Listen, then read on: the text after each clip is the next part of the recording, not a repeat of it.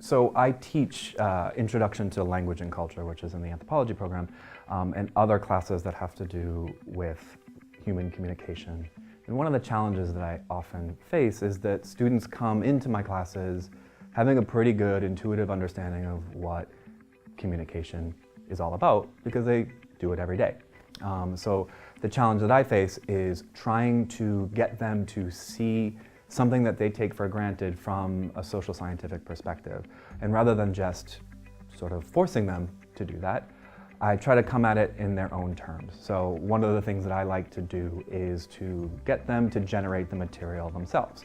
So when I ask for examples, I'm getting them to generate examples of human communication from their own personal experience. And in that, the side benefit to that is I get to learn a lot about their lives when I do that.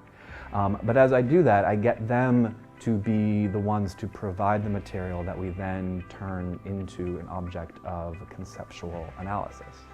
A second thing that's related to that is I've discovered over the years that my students really consume information differently than I do.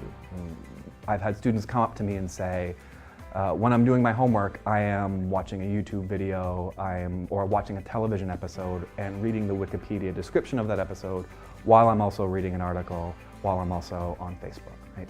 And so they're actually using a lot of media at the same time, what I think of as media grazing.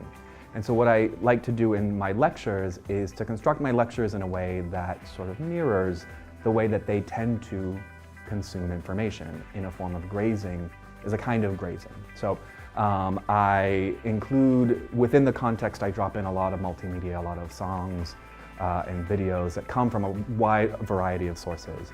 Not just instructional videos, but commercials and clips from television and movies and things, that the kinds of media that they consume, memes and other kinds of social media circulating stuff that they like.